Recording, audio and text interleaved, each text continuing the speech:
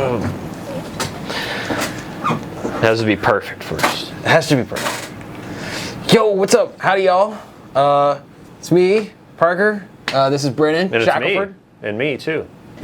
Dude plays in a fucking bunch of bands. Me and him go back quite a ways. Pretty long ways. 2015 or something like that, maybe?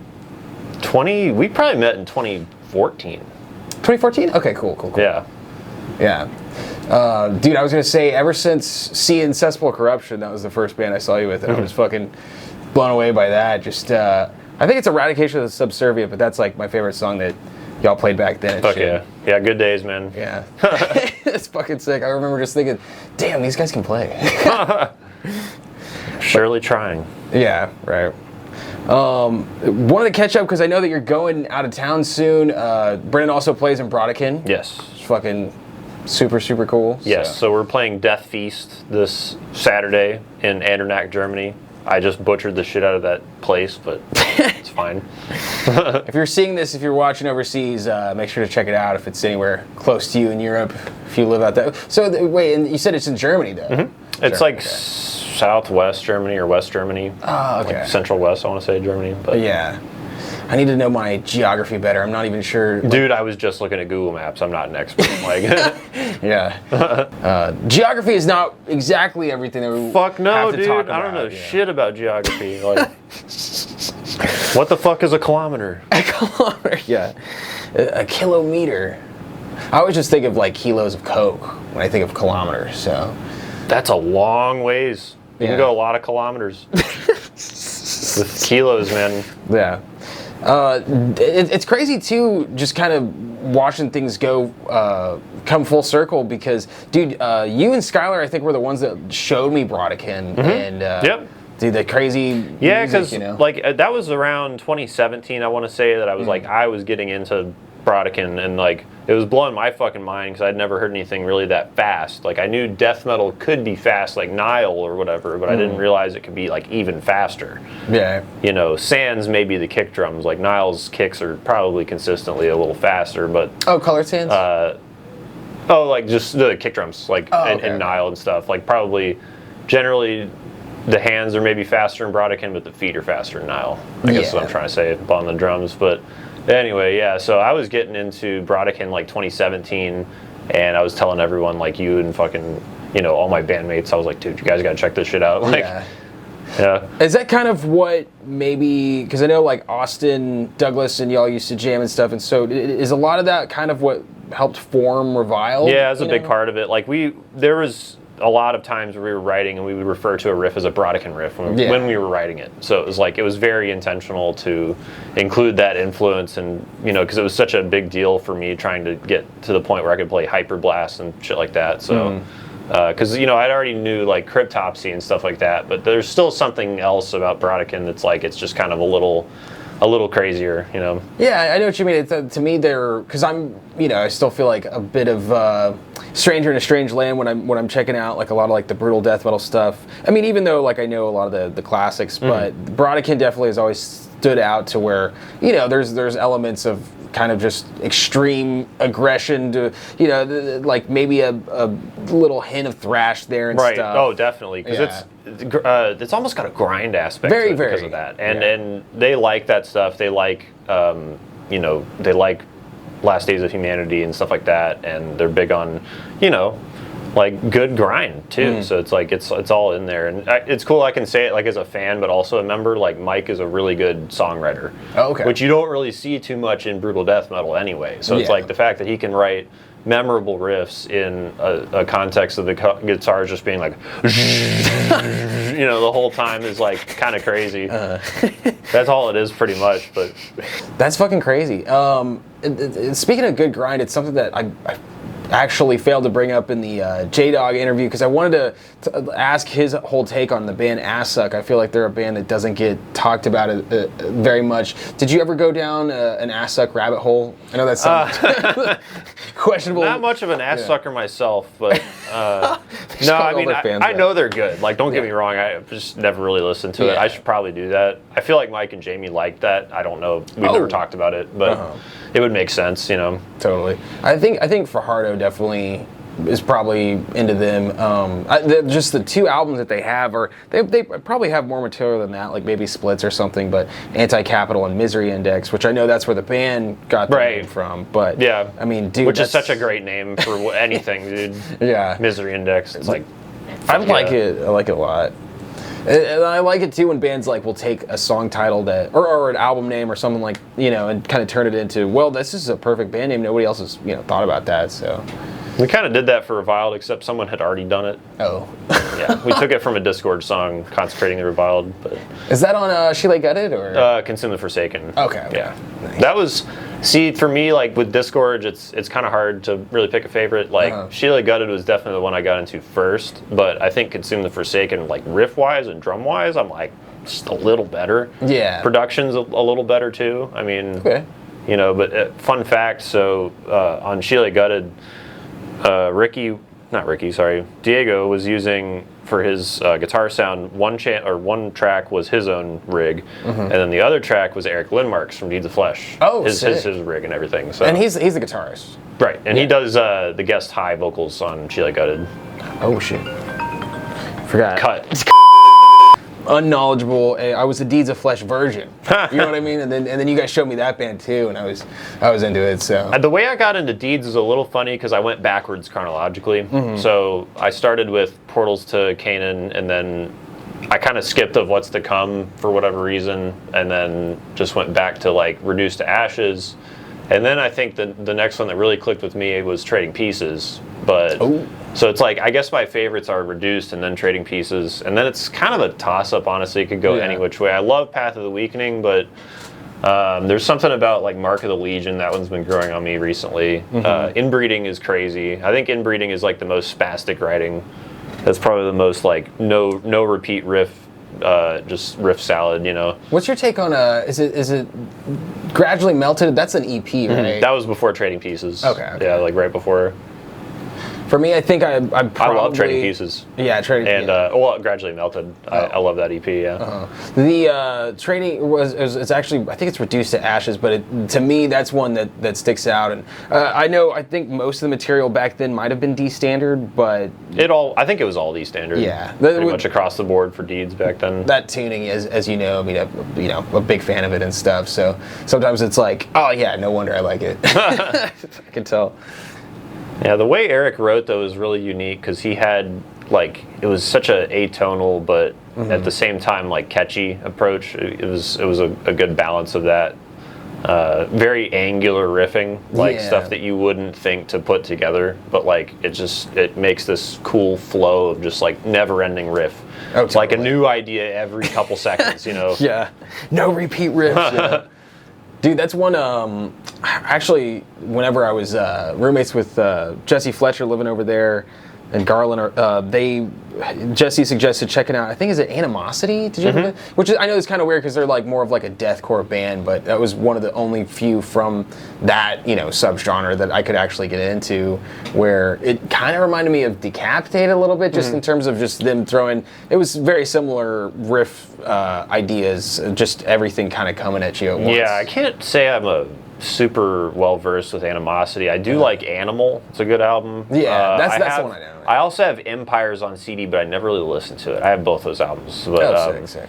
Yeah, like it's because Naveen's a fucking sick drummer, and Evan Brewer's the bassist on it, so it's like he's bad the fuck ass. Nice. Yeah, I mean Animosity's good shit though, dude. I don't get deathcore or not, it's good music. Yeah, but it's just very like rare for me to say that. It's like the only other bands I can think of would maybe be All Shall Perish or something, So it's kind of weird as far as me getting into extreme metal. I do remember like I had a neighbor that had brought up Job for a Cowboy, and that was one band where it was like, kind of pushes me towards the right direction, and then nothing really else like stuck from that time period. Job was once they got to Ruination. Yeah, that was where it was like, okay, this is some good shit, man. There's a Morbid Angel influence I remember hearing on. Yeah, I could see that just a little bit. So well, like I do remember Embedded from the album before that. I can't remember the name of that album, but that one was on Rock Band as downloadable content. Sick. The Mayhem Pack DLC 2009. Yeah, it had Black Dahlia Murder and Cannibal Corpse and stuff. So that was like my intro to blast beats, actually. Dude, yeah, and that'd be a nice segue. Do you, as far as like blasting and stuff, you know, what were the first couple like techniques? You know, because me being a guitar player, like I feel like I'm a layman when it comes to drums and stuff. What was the first couple blasts that you learned, and what kind of like made you go towards like gravity blasting and stuff? I think like the first stuff that I really learned was probably like that stuff from the Mayhem pack, you know, like Black Dahlia Murder, and then I got into, you know, like Death pretty shortly after. So, but that doesn't really have blast beats. That's just more like creative, like metal drumming, I guess you'd say. There's, you know, a lot of fast kicks, but there's still like intricate fills and stuff like that, and cymbal work and all that. But after like Black Dahlia, I think it was, you know, listening to stuff like Decapitated, or I'm trying to think what else I was like working on a lot back then. Probably like, I guess you'd say Disgorge or Deeds of Flesh and stuff like that. Like those were, you know, some big influences as well on my drumming. But yeah, like it wasn't really till I honestly discovered Brodequin was when I was like, oh shit, like I really want to just like hyper blast. Because before that, I hadn't played anything that like really called for the, like even the Cryptopsy type blast where it's like, you know, straight like fucking whatever as fast as you can. Like I was into that like melodic or tech death style of playing where it was like, it's very tight. It's not too fast. It's controlled but fast. It's not like, it wasn't too crazy as far as the tempos went. It'd probably top out at like 250. Maybe. Well, and then you mentioned, I guess in the beginning, like with Nile and stuff. I mean, I would imagine that was. Oh, and like Dying Fetus, like the Trey Williams stuff, especially like the later Dying Fetus was a big influence. Like I learned like Your Treachery Will Die With You, and that was one that I practiced a lot. Still love Dying Fetus. I listen to them all the time. Yeah, dude, that was definitely one for me too, kind of a gateway band. And I had a friend in high school that was actually like a non-metalhead suggesting me Dying Fetus. Yeah. You know, he was. They're big, dude. They're fun. I mean, they're killing it. They're like the prime example to me of like a professional death metal band in the kind of modern day, like a band that came after Cannibal Corpse that still made it. You know, and it's funny too that you say that, because I completely agree, and you know, very very happy and proud of them. They it seems weird because they have, you know, the stats of like stadium death metal, but then, you know, they're still like playing this insane shit to where when I try to think of what I would call them, I mean, it's still, you know, influences of grindcore, brutal technical death metal, so many different styles to where, with the exception of the lyrics, like I don't really have much I can gripe about. Like, oh, you got a gripe with the lyrics, huh? Is that what you're saying? The only reason why I bring it up is because it was funny. Keith, square down, you know. Like, that's the attitude Brennan of Dying Fetus, though, is like Dying Fetus is like subjected to a beating, bro. Yeah, well, and actually saying that, I will say I've always liked the song titles. I'm just thinking it's very like in the front of my brain right now, because I was talking with Keith about it, where we're talking about lyrics, and I think it's like maybe Ashes. What is it? Feast of Ashes off the new album. You know the lyrics to that one? I don't know that. Well, yeah, just because it's they have a like, lyric video or something. No. So Maldivera is like when we're trying to put out new music, and just reading a bunch of lyrics, and also trying to get ideas and in the mood to write stuff. And I kid you not, it's a song, Feast of Ashes. At least I think it's on that song. But they're being highly critical of, you know, people on their phones all the time and being obsessed with whatever self-image. And the lyrics are like something, it's selfie time, you know. And so John Gallagher, like, even though I think it works. Oh my god! Don't get me wrong, it works. I'm not saying don't change the lyrics, but I will admit those are dumb lyrics. I think it's kind of tongue in cheek, honestly. Like, you know, they were in the studio laughing when they were fucking recording that, like, because he's like, yeah. See, I don't know how it goes, but that's something like what he would do. The phrasing of it, you know, it's. But yeah, they're fucking sick, and getting into them. Because I remember when Reign Supreme came out, that was definitely like a life-changing album to hear, and you know. That was, I think, because they were already on that path with Descendants of Depravity, but Reign Supreme was the one that really solidified Dying Fetus as like, okay, this is one of the best death metal bands of all time. Yeah, like for sure. That's a great ass album, dude. And even like production, it's kind of like, not saying it sounds anything like the Black Album, but you know, for Metallica putting out the Black Album, it's kind of like, this is a feat in production top tier kind of material. And Reign Supreme has that to where just every it's so song clear sounding, and but it doesn't compromise on heaviness per se. Like, it's just so well mixed. And I remember hearing John Gallagher saying on the Garza podcast that they went with a guy who normally produced gospel and I guess pop kind of stuff. And he was the same guy that did Descent into Depravity, so they already had the chance to get a good mix, and then they just improved on it to where it's okay, this is because I love Descent into Depravity too. It's probably my fourth favorite.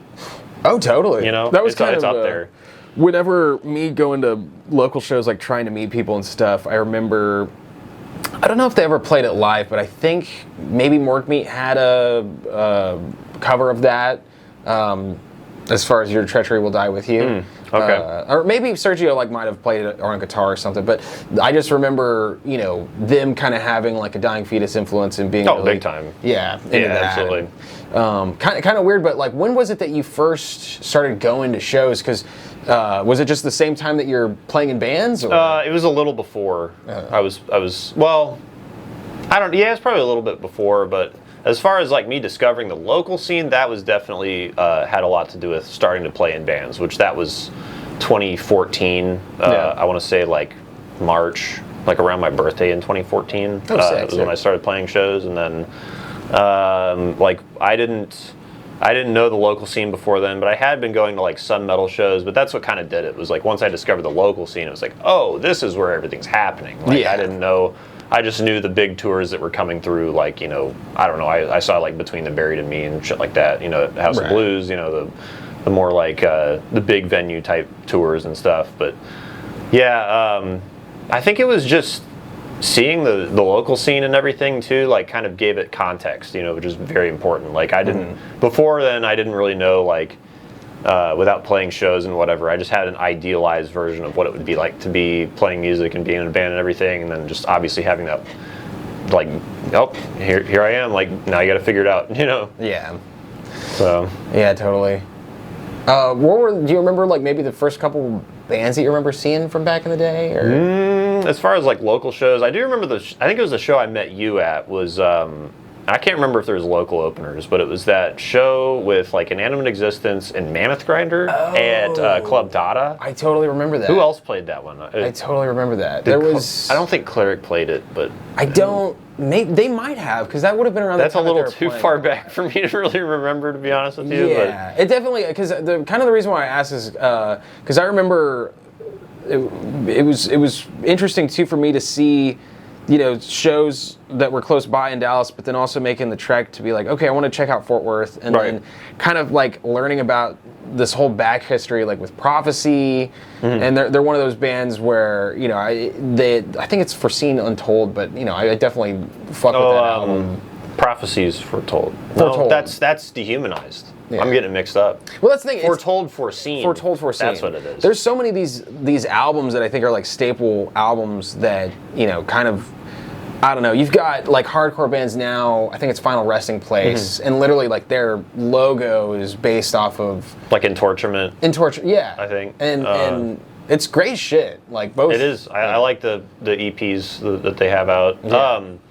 I think that they realized too, they had to add more fast parts on because the second EP it was okay, we gotta get this going a little bit, but it's still I like that stuff, man. I do too. Some of it, it is probably Final Resting Place is the one band that I'm for sure yeah, they can cross over, they're fine. Yeah, totally. And I think that they share members. I mean, I know with the hardcore scene it's very ancestral like that, but yeah, I've seen as far as on Metalum, you can see who all's playing in what band and stuff, but because it has a drummer from Vomit Forth, I want to say. Yeah, I think it's him, and then I think somebody from Devil Master, the bassist. I know you're also doing Inhuman Form now.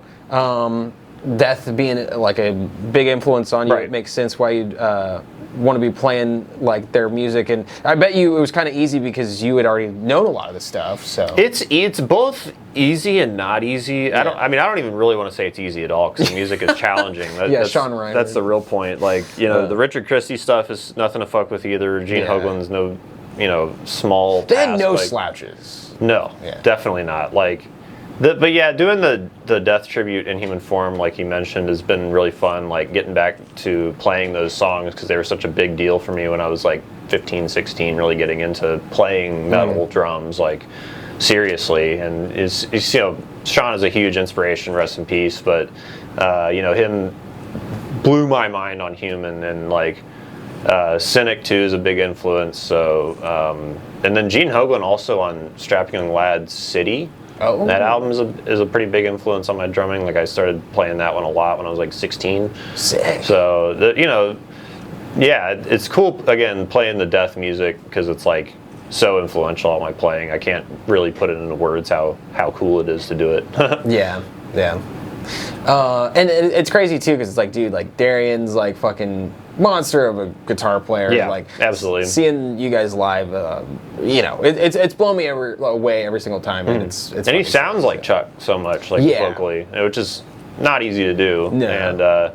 And because Chuck's vocal style was so personal to him, like you could hear the fact that he was using his real voice to do his vocals, not just like a false chord or fry or whatever type vocal, but like there's newer live footage of them towards the end of his career where you could hear his harsh, like basically the level of, I guess you'd say, gain that he would have to add, you know what I mean, to his voice, drop off to where it was like he was just kind of like instead of like like you could hear the difference. But yeah, it's because he was using his real voice. So in other words, it's hard to actually sound like Chuck, but Darian gets fucking close because it's like there's a certain note that he's going for on each album or whatever, certain octave range or whatever. So I think he does a good job. It's like when I hear Chuck, I guess there's a lot of push that you can feel like that. I guess he's getting from the diaphragm, and with Darian too, it is spot on. It's like the same kind of push, the level of push. Right. So.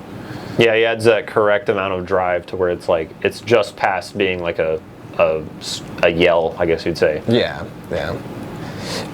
Dude, so with Brodequin, like, how did you score the gig, and what was it as far as process and all that? Like, what went down? So that was Jan had messaged me, the previous drummer, and he was like, "Hey, they're gonna hit you up in like a week to ask you to join. Like, just wanted to give you a heads up." And I was like, "Oh fuck," because like I had already seen them with Jan before, and I was like, on the one hand, I was like, "Damn, that sucks." He's out of the band, but then I'm like, oh fuck, now I gotta play this stuff if I'm gonna do it. And I was like, I had a kind of a moment of like, oh shit, am I gonna be able to do this? Like I had to really get in the practice room and like shed just fucking 280 BPM single strokes and just like try and get to the point where I could do that blast on command, because the whole album is 280. When they sent it to me, I was like, well shit. I was like, at least it doesn't go slow ever, but I'm like, it's really fast the whole time. Like, fuck, I gotta do this. So, just basically Jan hooked it up, and, from there, just had to kind of work up to the point. Because I had been doing some of those speeds already with Reviled, but then that was the true test of like, can you do it for not just like bursts at a time or whatever, but you can do it with both hands for like 2.5 minutes or whatever straight. So I'm like, okay, fuck. With because I know like the answer to how you did that was practice and determination. Is there any other thing that you can kind of think of, like an intuitive word that, as far as like getting to that point, that helped you lock in? The first word that came to my mind was just fear, honestly, because I was like, fuck, what if I can't do this? The fear, yeah. What if I can't do this? That's a big motivator, though. I mean, in a way, that's probably the right word, just like, just like, you gotta go. I can't be a pussy, I can't be like, no, I don't want to play in Brodequin, and like, so it's like, there's times where like my hands will fucking wear out and like hurt from playing this. I mean, the stuff pretty much hurts to play, almost guaranteed. Like I can't remember the last time I played it without like this part of my thumb hurting or whatever, like something happening. But you just have to push through it and stuff. So like, at least I'm able to do it, but it's like I'm still having to work for it. It doesn't just come like easily. I still have to fucking really push to get that shit to happen. Totally. I mean, and that too with the fact that drums is just like a test of endurance. So it's breaking a sweat is it's kind of everything it's about. Yeah, it's part of it. With death metal, dude, you're gonna sweat your ass off.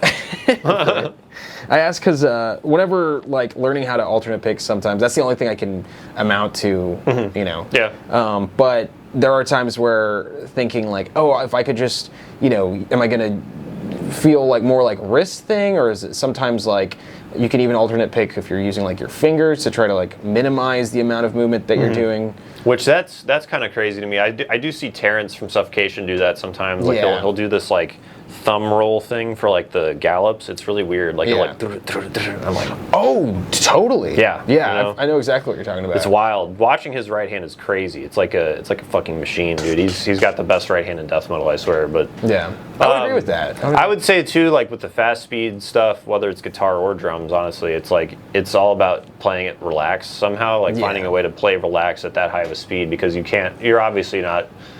If you have to tense up to do it, it's obviously not going to last. So you're not going to burn your shit out that way. But yeah, I remember hearing a friend of mine say, she's a violinist, and her saying just like controlling breathing. That's kind of one of those things where, you know, maybe when I first started playing an instrument, I didn't think about it that much. But you know, the more and more, especially trying to play something correctly, that's kind of in the back of my head too. Just, you know, staying chill. Yeah. On top of good posture, good form. You know. Yeah. Breathing. Remember to breathe. Yeah. Like up there, like holding your breath, trying to get like the last little bit. Yeah. There's people that are like, dude, I have to remind myself to breathe, and I'm like, honestly, I try not to think about breathing, because then it's like, oh, now I'm manually breathing. You know. Yeah. What does happen for me is sometimes a thing of like being too relaxed too, to where I'm like, oh yeah, like what am I gonna eat? Oh yeah, no, you can't you got to stay focused but also relax. That's the thing. Yeah, it's a funny balance. Nice, yeah, exactly, a balance for sure. Going back to Terrence, man, like I was gonna make a point, and I'm sure you would agree, especially because you're wearing the shirt right now. But the solos, especially on Pierce from Within, are like some of the best guitar solos I've ever heard in death metal. Oh yeah, easily. Like Thrones of Blood comes to mind immediately. Like. There's songs without solos too, though, that are fucking awesome. Like Suspended in Tribulation doesn't even have a solo, but the riffs on it are so good that it like almost doesn't even need a solo. Yeah. You know.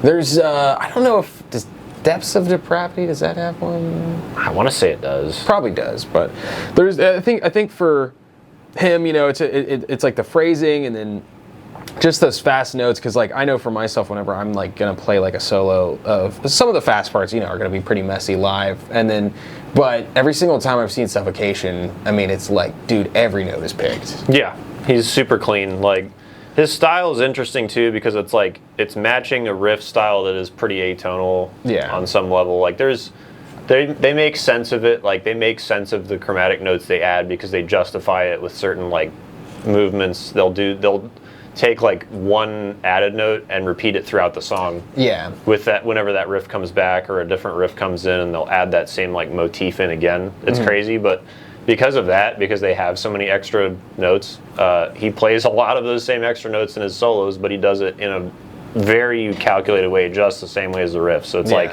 because I've learned some Suffocation on guitar, it's kind of given me an angle on like not just what I thought was crazy, but like really seeing it and like understanding their approach. Is like, damn, dude, they knew what the fuck they were doing, because it's very specific. Like they have a certain goal in mind of like, you know, we could play the same minor scale or we could play the same diminished scale, but what if we add these notes, and what if we like add harmony that's not really in a certain scale either, but it sounds crazy. You know, like a lot of augmented type shit, and like obviously diminished stuff, a lot of minor third harmony, but then the augmented stuff's cool, because then they're doing like stacked major harmony, to where it's like third and third apart type shit. It's like it's like symmetrical, but in the major way, not like diminished, so where it's minor. I don't know.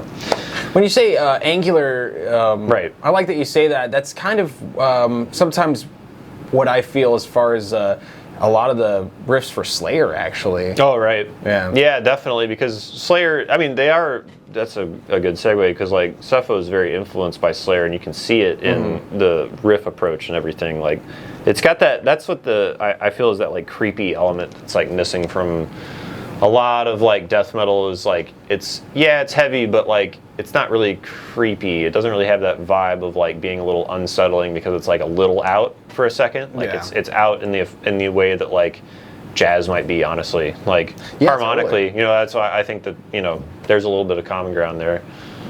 Like, being able to take stuff that's, like, not in the scale or not in the key or whatever and just kind of borrow it for a second and then, what are you going to do about it? We changed the notes. What are you going to do about it? This little turnaround, and didn't see that happening. Yeah.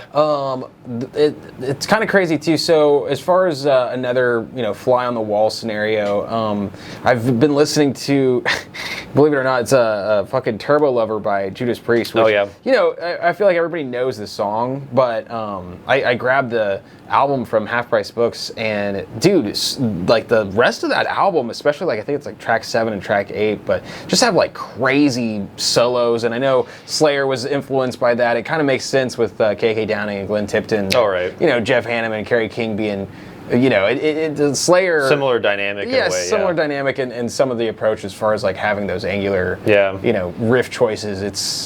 It just adds like a different, spice to it. Gosh, I'm gonna have to listen to more Turbo Lover. Yeah, it's pretty good. It's like track 2, Locked In, that one's good, and just also the solos too, because I mean, Painkiller's a great example. That's kind of, I feel like, a staple, and you can really tell, how they write solos, like listening to that song in particular. But they had so many albums like prior to that, leading up to where you could tell they were sharpening the solo skills like every album. Like, it's funny because I realized recently the intro, the Hellion from, that's Screaming for Vengeance? Yeah, that's that album. The intro guitar tone is literally like the Sound of Perseverance guitar tone. That's what he was going for. I figured it out. I was like, dude, that's fucking it. That's what Chuck heard. Yeah. I never thought about that. And then he turns the boost off for the fucking, once it goes through, it's like, man, that was cool. Yeah. That's fucking sick.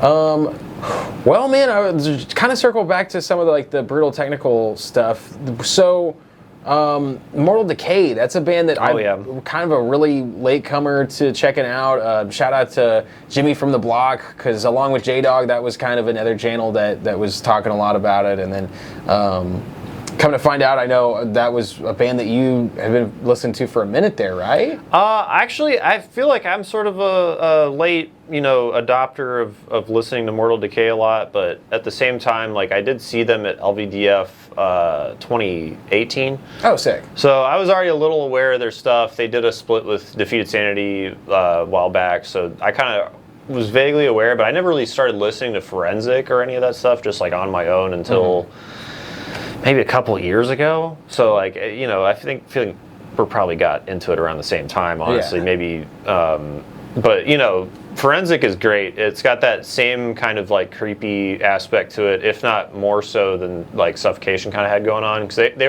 were doing that like unsettling with the lyrics and the imagery and all that, and the guitar work. That's the thing. That's what made it a complete package. That's what makes that album so fucking good. Yeah. Forensic in particular, but like I don't have a CD copy of Sickening, but the album before it, but I was looking at it somewhere. I don't know, someone had the fucking scans of it or whatever online, so I was looking at it and it was like there's like codes with like little images under each song that had like a certain corresponding key meaning in the right side. It was like stab wounds, all this shit. Like, it was like broken, like, I don't know, it was like crazy shit. It was like, there was like a one for Flames, I think. It was like, oh my God, I need to buy this album, bro. Yeah.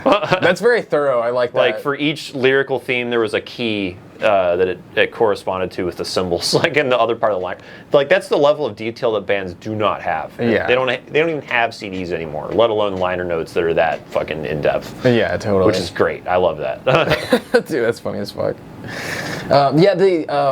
The cover art for it, I mean, I know that they have it banned or it's censored or whatnot, but I heard that was the drummer's old girlfriend. Oh, nice. Yeah. Nice. She was just like, hey, I'll post for the fucking album. I was like, hell yeah, dude. Yeah. It gets tied up and everything. That's crazy. There was actually, it's funny, I saw a bootleg of that album with an alternate art that I'd never seen before. But it was from the same photo shoot. It was a different shot, though. It was like she was look. I think it was either she was looking at the camera or away from it, but I had never seen that one. It was like one or the other. Like I can't remember what the official one is, if she's like looking off in the distance, but this one I saw, she was like looking straight at the camera, and I was like, that's different. Yeah. Has a little different effect too. And we're like, what's she doing? that would be interesting to see. It kind of makes me think too, because one of my favorite artists in terms of just the whole metal realm for cover art is p.t.b.r.u.i.s.e.r, and so he's done a lot of the stuff for like Cattle Decapitation. But my favorite stuff is pretty much the stuff that he did in the 90s, Mortician album covers, Sinister.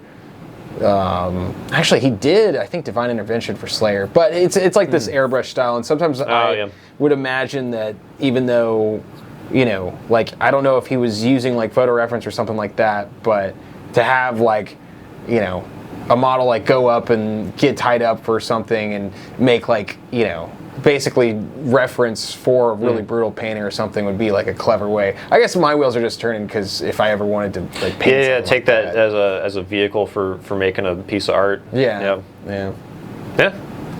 Could be cool. Yeah, I think that's one thing that's awesome about death metal too, when it's done right, is that the art is like part of it too. Like the imagery is a complete package and everything. It's not just like, oh, we'll just get some gore and fuck it, that's fine. You know, it's like if it like actually has a meaning and like relevance to the music and the lyrics and everything, it's like fuck yeah. You know, we were talking about Discourage earlier. That's one where the cover for She Lay Gutted, I think, is a fucking. And that was it was funny because I heard that the She Lay Gutted and Consume the Forsaken artworks were both like happy accidents because like John Zig had already made them, and then they just saw them one day and they were like, that's fucking it, you know? Like, yeah, we gotta have that. That's crazy, dude. That's the cover. You know, given the lyrics that they had at the time and stuff, it was like very, very on brand, you know? Yeah. So. And does John Zig, he also does tattoos, I think, right? So. Yeah, he's tattooed a lot of my friends. Nice. Yeah.